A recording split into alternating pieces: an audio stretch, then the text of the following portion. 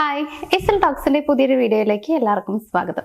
നമ്മളൊരു റിലേഷൻഷിപ്പ് തുടങ്ങി കഴിയുമ്പോൾ ഏകദേശം 1 വർഷം കഴിയുമ്പോഴത്തേക്കും തന്നെ നമുക്കൊരു ചെറിയൊരു മടുപ്പൊക്കെ വരാറുണ്ട്. ഇത് എല്ലാ ആളുകളുടെ കേസിലും ഞാൻ പറയുന്നില്ല, എങ്കിലും ഒട്ടുമിക്ക റിലേഷൻഷിപ്പിലും നമ്മൾ ഈ ഒരു കാര്യം കാണാറുണ്ട്. പൊതുവേ നമ്മൾ പറഞ്ഞു കേൾക്കാറുണ്ട്, 1 വർഷമൊക്കെ കഴിഞ്ഞ് കഴിയുമ്പോൾ നമുക്ക് ആ ഒരു ഇഷ്ടമൊക്കെ കുറഞ്ഞു പോകും, പിന്നെ നമുക്ക് അങ്ങോട്ട് റിലേഷൻഷിപ്പിനോട് താല്പര്യമില്ലാതാവും എന്നുള്ളത്. ഇത് ചില ആളുകളുടെ കാര്യങ്ങളിൽ ശരിയായിട്ടുള്ള കാര്യം തന്നെയാണ്. അത് എന്തുകൊണ്ടാണ് അങ്ങനെ സംഭവിക്കുന്നത് എന്നുള്ളതാണ് ഇന്ന് ഈ ഒരു വീഡിയോയിൽ ഞാൻ പറയാനായിട്ട് പോകുന്നത്. ചിലപ്പോൾ ചിലർക്ക് കുറേ റീസൺസ് ഉണ്ടായിരിക്കാം, അതായത് അവരുടെ പാർട്ട്ണറുടെ ഭാഗത്ത് നിന്ന് ഉണ്ടാവുന്ന മിസ്റ്റേക്കുകൾ, അങ്ങനെ കുറേ കാര്യങ്ങൾ ഉണ്ടായിരിക്കാം. എങ്കിലും ഒട്ടുമിക്ക ആളുകളുടെ ലൈഫിലും ഉണ്ടാവാൻ സാധ്യതയുള്ള കുറച്ച് കാര്യങ്ങളാണ് ഇന്ന് ഈ ഒരു വീഡിയോയിൽ ഞാൻ ഷെയർ ചെയ്യാനായിട്ട് പോകുന്നത്. അതെന്തൊക്കെയാണ് എന്നുള്ളത് നമുക്ക് നോക്കാം. ഇതിൽ ഒന്നാമത്തെ ഒരു പോയിന്റ് എന്ന് പറയുന്നത് പുതുമയില്ലാതാവുക എന്നുള്ളത് തന്നെയാണ്. അതിപ്പോൾ ഏതൊരു റിലേഷൻഷിപ്പ് എടുക്കുകയാണെന്നുണ്ടെങ്കിലും ആ ഒരു പുതുക്കത്തിൽ, അതായത് റിലേഷൻഷിപ്പ് സ്റ്റാർട്ട് ചെയ്ത സമയത്ത് നമുക്ക് തോന്നിയിട്ടുള്ള ഒരു ഫീല് നമുക്ക് പിന്നീട് അങ്ങോട്ട് തോന്നാൻ സാധ്യത കുറവാണ്. അതൊരിക്കലും ഇഷ്ടം കുറയുന്നതുകൊണ്ടല്ല എന്നുള്ളതാണ് നമ്മൾ മനസ്സിലാക്കേണ്ടത്. അതായത് ഒരു ഹണിമൂൺ സ്റ്റേജ് ഉണ്ടാവും റിലേഷൻഷിപ്പ് സ്റ്റാർട്ട് ചെയ്ത ഫസ്റ്റ് സ്റ്റേജ് എന്ന് പറയുന്നത്. അവിടെ പരസ്പരം ഒത്തിരി നമ്മൾ മനസ്സിലാക്കുന്നുണ്ട്, കുറേ കാര്യങ്ങൾ ഷെയർ ചെയ്യുന്നു, കുറേ സംസാരിക്കുന്നുണ്ട്, മെസ്സേജുകൾ, കോൾസ്, ഇതെല്ലാം ഒരുപാടുണ്ടാവും. പക്ഷേ ആ ഒരു സ്റ്റേജ് കഴിഞ്ഞ് കുറച്ചങ്ങോട്ട് കഴിയുമ്പോഴത്തേക്കും പിന്നീട് നമ്മൾ ആ ഒരു ഹണിമൂൺ സ്റ്റേജ് കഴിഞ്ഞു, ആ ഒരു പുതുമ ഒന്നിങ്ങനെ മങ്ങി തുടങ്ങുന്നു എന്നുള്ളതാണ്. അവിടെ നമ്മൾ കോൾസ് കുറയുന്നു, മെസ്സേജുകൾ കുറയുന്നു, കാര്യങ്ങൾ ഷെയർ ചെയ്യുന്നത് കുറഞ്ഞു വരുന്നു. അപ്പോൾ ഇതൊരിക്കലും ഇഷ്ടക്കുറവ് കൊണ്ടല്ല, നേരെ മറിച്ച് നമ്മൾ അതുമായിട്ട് അങ്ങനെ ഓക്കെ ആയി, അതായത് ആ റിലേഷൻഷിപ്പ്, ആ ഒരു പേഴ്സൺ എൻ്റെ ആണ് എന്നുള്ളൊരു ചിന്ത നമ്മുടെ മൈൻഡിലേക്ക് വന്നു കഴിഞ്ഞു എന്നുള്ളതാണ്. ഇത് സ്റ്റാർട്ടിങ് നമ്മൾ അവരെ അട്രാക്ട് ചെയ്യിപ്പിക്കാൻ വേണ്ടിയിട്ടും അവർക്ക് നമ്മളോടുള്ള ഇഷ്ടം കൂടാൻ വേണ്ടിയിട്ടൊക്കെ നമ്മൾ ഭയങ്കര നല്ലവരായിട്ട് കാണിക്കുന്നതും, അല്ലെങ്കിൽ ആ ഒരു നമുക്ക് അവരോടുള്ള സ്നേഹം എക്സ്പ്രസ് ചെയ്യാനുള്ള ഒരു ആഗ്രഹവും ഒക്കെയാണ് ആ ഒരു സമയത്ത് ഉണ്ടാകുന്നത്. പിന്നീട് അങ്ങോട്ട് നമ്മുടെ ആണ് ആ ഒരാളെന്നൊരു ചിന്ത വരുമ്പോൾ വലിയ രീതിയിൽ നമ്മൾ അവരെ ശ്രദ്ധിക്കാതെ ആകുന്നു എന്നുള്ളതാണ്. അപ്പോൾ അത് തന്നെയാണ് മിക്ക റിലേഷൻഷിപ്പിലും സംഭവിക്കുന്നത്. പുതുമ നഷ്ടപ്പെടുമ്പോൾ ആ ഒരു എന്താ ഫീൽ കുറയുന്നു. അങ്ങനെ കുറയുമ്പോൾ നമുക്ക് ചെറിയ രീതിയിൽ പഴയ പോലെ അല്ല എൻ്റെ ഈ ഒരു ബന്ധം പോകുന്നത്, എൻ്റെ പാർട്ട്ണർക്ക് എന്നോട് പഴയ രീതിയിലുള്ള ഇഷ്ടമല്ല എന്ന രീതിയിലൊക്കെ നമ്മൾ ചിന്തിക്കാൻ തുടങ്ങും. യാഥാർത്ഥ്യം അങ്ങനെ ആകണം എന്നില്ല. അപ്പോൾ പുതുമ എപ്പോഴും നിലനിർത്തുക എന്നുള്ളതാണ് ഇതിനുള്ള ഒരു മാർഗം എന്ന് പറയുന്നത്. അതെങ്ങനെ ചെയ്യാൻ പറ്റുമോ വെച്ച് കഴിഞ്ഞാൽ, പറ്റുമെങ്കിൽ നിങ്ങൾ ഇടയ്ക്കൊക്കെ ഒന്ന് പുറത്ത് പോവുക, ഫുഡ് കഴിക്കാനോ അല്ലെങ്കിൽ ജസ്റ്റ് നടക്കാനാണെങ്കിൽ നിങ്ങൾ പുറത്ത് പോവുക, ഒരു മൂവിയൊക്കെ കാണാൻ വേണ്ടി പോവാം, കുറേ നേരം സംസാരിക്കുക. ഇതിലൂടെയൊക്കെ തന്നെ നിങ്ങൾക്ക് ആ ഒരു പുതുമ ഇടയ്ക്കൊക്കെ നമുക്ക് ഉണ്ടാക്കിയെടുക്കാൻ പറ്റും എന്നുള്ളതാണ്. രണ്ടാമത്തെ കാര്യം എന്ന് പറയുന്നത് അൺറിയലിസ്റ്റിക് എക്സ്പെക്ടേഷൻസ് ആണ്. ഇത് പലർക്കും ഉണ്ടാവാറുണ്ട്. നമ്മൾ മൂവീസ് ഒക്കെ നമ്മൾ ഒരുപാട് കാണുന്നതുകൊണ്ട് തന്നെ നമുക്ക് ആ മൂവിയിലുള്ള റിലേഷൻഷിപ്സിനോടൊക്കെ ഭയങ്കരമുള്ള ഒരു ഇഷ്ടം തോന്നും. ഇതൊക്കെ ഇത് അടിപൊളിയാണ്, ഇങ്ങനെയൊക്കെ ആയിരുന്നെങ്കിൽ നമ്മുടെ ലൈഫ് എന്നൊക്കെ നമ്മൾ ചിന്തിച്ചു. അത് നമ്മൾ പോലും അറിയാണ്ട് നമ്മുടെ മൈൻഡിലേക്ക് അങ്ങോട്ട് കയറുകയാണ്. ഇങ്ങനെയാണ് പല റിലേഷൻഷിപ്പുകളും എന്നുള്ളത് നമ്മൾ ചിന്തിക്കും. ഇങ്ങനെ ആകണം എൻ്റെ ബന്ധം എന്നുള്ളത് നമ്മൾ വിചാരിക്കും. പക്ഷെ അത് നടക്കും ഒരിക്കലും ഇല്ല. നമ്മൾ കാണുന്ന മൂവി എന്ന് പറയുന്നത് അതൊക്കെ അവർ ആക്ട് ചെയ്യുന്നതല്ലേ, അതുപോലെ ഒരിക്കലും നമ്മുടെ ലൈഫിൽ നടക്കില്ല. അതുകൊണ്ട് തന്നെ സ്വപ്നത്തിൽ ജീവിക്കുന്ന ആളായിട്ട് നിങ്ങൾ ഇരിക്കുകയാണെന്നുണ്ടെങ്കിൽ നിങ്ങൾക്ക് ഒരിക്കലും റിയൽ ലൈഫിലേക്ക് വരാൻ പറ്റില്ല. അപ്പോൾ നിങ്ങളുടെ ആഗ്രഹങ്ങളൊക്കെ വേറെ രീതിയിലായിരിക്കും. അതായത് ആഗ്രഹങ്ങൾ നമുക്ക് നടത്തിയെടുക്കാൻ പറ്റുന്ന പോലെ ആകണം എന്നില്ല. അങ്ങനെ ആകുമ്പോൾ റിലേഷൻഷിപ്പിൽ പ്രശ്നങ്ങൾ തന്നെയാണ് വരിക. അപ്പം എന്തുണ്ടാവുക വെച്ച് കഴിഞ്ഞാൽ, നമ്മൾ ആഗ്രഹിക്കുന്നത് പോലെ നമ്മുടെ ബന്ധമാവാതെ ആകുമ്പോൾ നമുക്ക് തോന്നും ഇതൊരു സുഖമല്ല ഈ പരിപാടി, അതായത് ഈ ഒരു റിലേഷൻഷിപ്പിൽ വലിയ രസമല്ല, എനിക്ക് എന്തൊക്കെ ആഗ്രഹങ്ങളെന്നറിയാം, ഇതൊന്നും ഇതിൽ നടക്കുന്നില്ല എന്നുള്ളത് വിചാരിക്കാം. നിങ്ങളുടെ പാർട്ട്ണർ തീരെ എഫേർട്ട് എടുക്കുന്നില്ല നിങ്ങളെ ഹാപ്പി ആക്കാൻ അല്ലെങ്കിൽ നിങ്ങളുടെ ആഗ്രഹങ്ങൾ നടത്താൻ എന്നതാണെങ്കിൽ നിങ്ങൾ ചിന്തിക്കുന്നതിൽ തെറ്റില്ല. അല്ല, അവരെ മാക്സിമം എഫേർട്ട് എടുക്കുന്നുണ്ട്, അവർക്ക് പറ്റുന്ന രീതിയിൽ അവരുടെ റിയൽ ക്യാരക്ടർ അവർ കാണിക്കുന്നുണ്ട്, ജെന്യുവൻ ആയിട്ട് നിൽക്കുന്നുണ്ട്, അങ്ങനെയൊക്കെ ആയിട്ടും നിങ്ങൾക്ക് ഇങ്ങനെ ഫീൽ ചെയ്യുന്നുണ്ടെങ്കിൽ നിങ്ങൾ ഇത്തരത്തിലുള്ള നിങ്ങളുടെ പ്രതീക്ഷകൾ, ആഗ്രഹങ്ങൾ എന്ന് പറയുന്നത് മേ ബി ഈ ഒരു സിനിമ രീതിയിലൊക്കെ ഉള്ളത്, ആ രീതിയിലൊക്കെ ഉള്ളതായിരിക്കാം. അപ്പോൾ അങ്ങനെയൊക്കെ നിങ്ങൾ ചിന്തിക്കുന്നുണ്ടെങ്കിൽ അതും നിങ്ങൾക്ക് മടുപ്പ് വരാനുള്ള സാധ്യത ഉണ്ടാക്കാം. അതായത് നിങ്ങളുടെ എക്സ്പെക്റ്റേഷൻസ് അത് നമ്മൾ വിചാരിക്കുന്ന പോലെ അല്ല, നമുക്ക് നടത്തിയെടുക്കാൻ കഴിയുന്ന പോലെ അല്ല എന്നുണ്ടെങ്കിൽ. ഇനി മൂന്നാമത്തെ കാര്യം എന്ന് പറയുന്നത് കമ്മ്യൂണിക്കേഷനിൽ വരുന്ന ചെറിയ ചെറിയ പ്രശ്നങ്ങളാണ്. അതായത് അതിൻ്റെ ഡെപ്ത് കുറയുക എന്നുള്ളത്.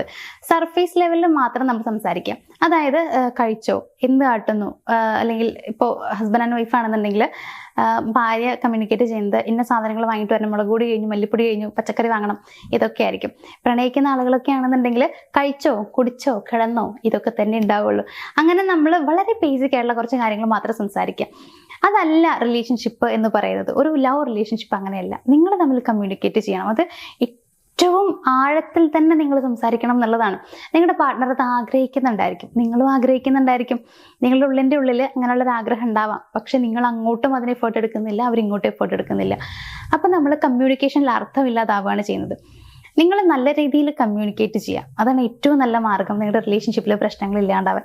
എന്തെങ്കിലുമൊക്കെ നിങ്ങൾക്ക് അവരെക്കുറിച്ച് നെഗറ്റീവ് തോന്നുന്നുണ്ടെങ്കിൽ തുറന്നു പറയാം, നിങ്ങളുടെ ആഗ്രഹങ്ങളൊക്കെ അവരോട് പറയാം. അങ്ങനെ നിങ്ങൾ അത്യാവശ്യം നല്ല രീതിയിൽ തന്നെ കമ്മ്യൂണിക്കേറ്റ് ചെയ്യാൻ ശ്രമിക്കാം. കമ്മ്യൂണിക്കേഷൻ ഇല്ലാണ്ടാവുമ്പോൾ നിങ്ങൾ തമ്മിൽ രണ്ട് അപരിചിതരെ പോലെ മാത്രമായിട്ട് നിങ്ങൾക്ക് ഫീൽ ചെയ്യുള്ളൂ.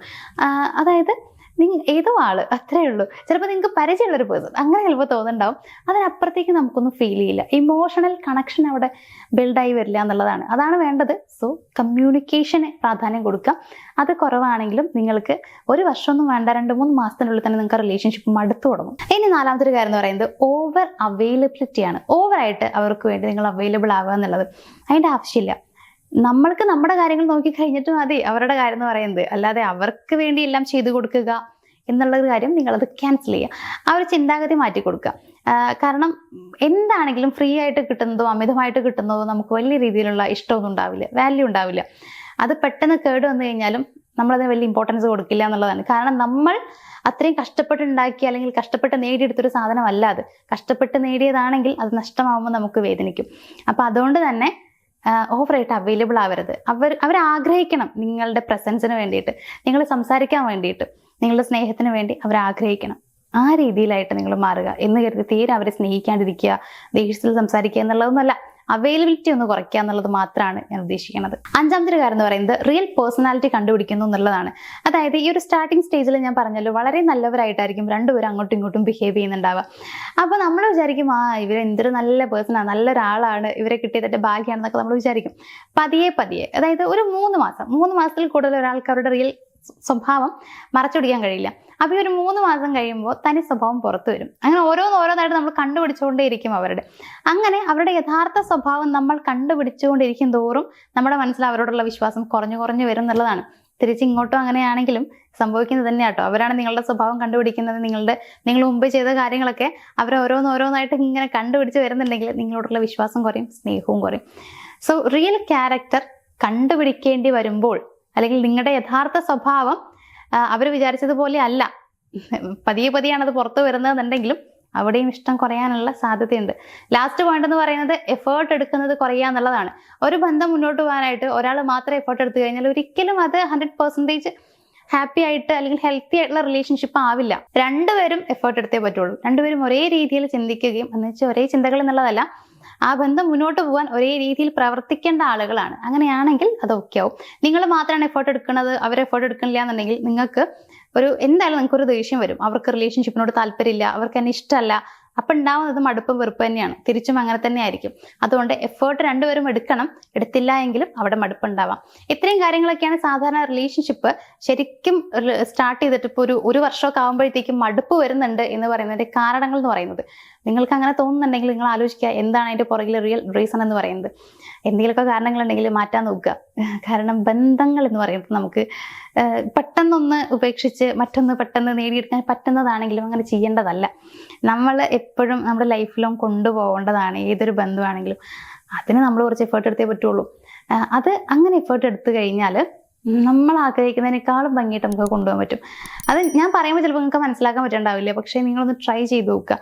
ആ ബന്ധം വേണമെന്നുള്ളത് നിങ്ങൾ മനസ്സുകൊണ്ട് ആഗ്രഹിച്ചിട്ട് നിങ്ങൾക്ക് മാക്സിമം പറ്റുന്ന രീതിയിൽ നിങ്ങൾ ചെയ്തു നോക്കുക. നിങ്ങളെ കൊണ്ട് നിങ്ങളുടെ റിലേഷൻഷിപ്പിൽ പ്രശ്നങ്ങളൊന്നും സോൾവ് ചെയ്യാൻ പറ്റുന്നില്ല എന്നുണ്ടെങ്കിൽ നിങ്ങൾ പേടിക്കേണ്ട ആവശ്യമില്ല. നിങ്ങൾക്ക് ഞങ്ങളെ കോൺടാക്ട് ചെയ്യാം. എന്താണ് നിങ്ങളുടെ പ്രശ്നം എന്ന് പറയുകയാണെന്നുണ്ടെങ്കിൽ 100% അതിന് റിസൾട്ട് കിട്ടാൻ സാധ്യതയുള്ള രീതിയിൽ തന്നെ ഞങ്ങൾ നിങ്ങൾക്ക് ഗൈഡൻസ് പ്രൊവൈഡ് ചെയ്യും. അത് നിങ്ങൾക്ക് വിശ്വസിക്കാം. നിങ്ങളത് ഫോളോ ചെയ്യുക. എന്തായാലും നിങ്ങളുടെ പ്രശ്നങ്ങൾ മാറിക്കിട്ടും.